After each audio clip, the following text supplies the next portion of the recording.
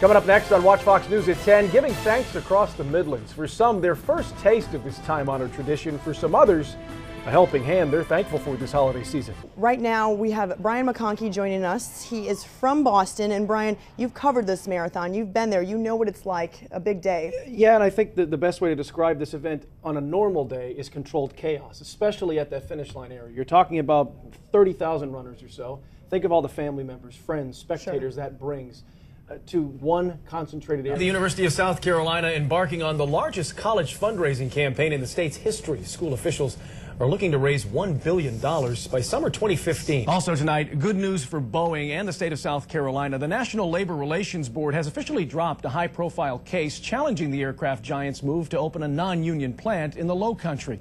That move comes after the Machinists Union approved a 4-year contract extension with Boeing earlier this week. The First Responders Remembrance Memorial here in Columbia's Vista served as the backdrop for that particular ceremony tonight. Now, more than 50 names of those lost in the line of duty are etched on this memorial. Details have been very hard to come by over the last few hours, and there's been very little activity out here because this place is completely on lockdown, have an armed guard at the front gate, only letting in employees of this facility, of course, riot team members and negotiators. Well, Jennings attorney Hemphill Pride filed that motion earlier this week. That multiple-page briefing also goes on to say that a doctor who examined Zena Jennings earlier this month says she's mentally ill. Those assaults and that gunfire were not related, but they did happen on the same night over this past week, and it really has 5 points buzzing about the activity that's been going on here because it is the latest in a string of incidents that has happened in recent months. I got nothing on that one.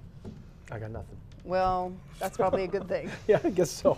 Well, still to come, the playoff push under the Friday night lights. High school football getting down to the nitty-gritty, and what a night we have for you. Your first look at highlights coming up. So we got markers here, but you see, you can tell there's been people buried.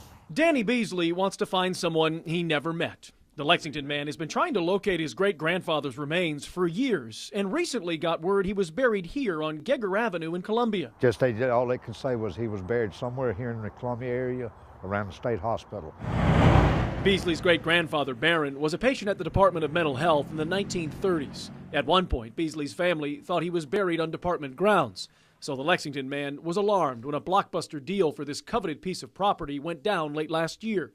He worried Barron Beasley's final resting place would be disturbed. I don't think I'd be alone. I think there's a lot of people who have no idea what happened to their relatives over the years that has deceased and went on, and because we had no idea. Department of Mental Health officials say they have no evidence any cemetery exists on these grounds along Bull Street, but in the last decade they have done considerable work documenting cemeteries elsewhere that date back to the 1800s. South Carolina was the third state in the country to establish a state hospital. Not only are these records old by comparison for South Carolina, but really some of the oldest in the country. In the last 10 years, the department started restoring old burial grounds and set up a database detailing the roughly 9,000 people buried in DMH cemeteries between 1893 and 1986. There are 5 of those cemeteries in Columbia, and one of them is here along Geiger Avenue. I mean, nobody knows. I didn't know this was here. You sure didn't know. There's a growing trend among just the general population in terms of their interest in history. John Shearer with the Historic Columbia Foundation knows how difficult restoring a cemetery like this can be. Over time, grounds can be overgrown, damaged by weather, and even vandalized, eliminating markers like these that are the only link to a family looking for a loved one. Not all of the grave markers have been uncovered. Some have been obviously removed or lost or broken or destroyed. So we know now which cemetery somebody was buried in, but we couldn't necessarily pinpoint the exact location. A lot of the preservation of our history in general rests on the shoulders of people who are here today. You got a 921. People like Danny Beasley, a self-described history buff who wouldn't stop looking, and just last week finally found his great-grandfather's final resting place on Geiger Avenue with help from mental health officials and his family. They had no idea where he was buried, so undoubtedly somebody knew something, which was good. He's right here. People, to me, they ought to start taking more interest, because at one time they're the reason we're here, the people that's in these places. 7-year-old Ethan has wanted to kick up a storm since he was 3 years old. He got his chance a few months ago when he finally started taking karate classes. It's something I've always wanted to do. I've always wanted to learn how to defend myself. When Ethan started, the Leapart Elementary student was the new guy at his school. His grades weren't so hot, and neither was his behavior. But that all changed when he came to East West Karate in Irmo. It helps me focus. It helps me become a good leader. Helps me become a good friend. And now Ethan wants to share that with someone who might not have the resources to experience the very same thing.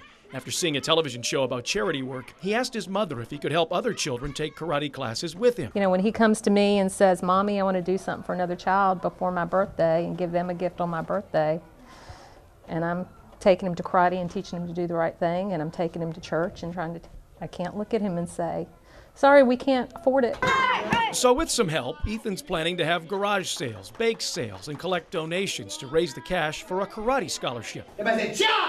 His instructor, Jerry Prince, describes Ethan as a model student, and just like the second grader's mother, points out this newfound maturity came after the 7-year-old was immersed in the highly disciplined world of martial arts. We're not just about the kicks and punches.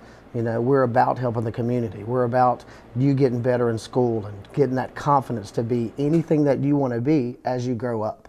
And now this little Irmo boy just wants someone else to have that very same chance. Who knows how many kids I may get? I may even get a lot of kids.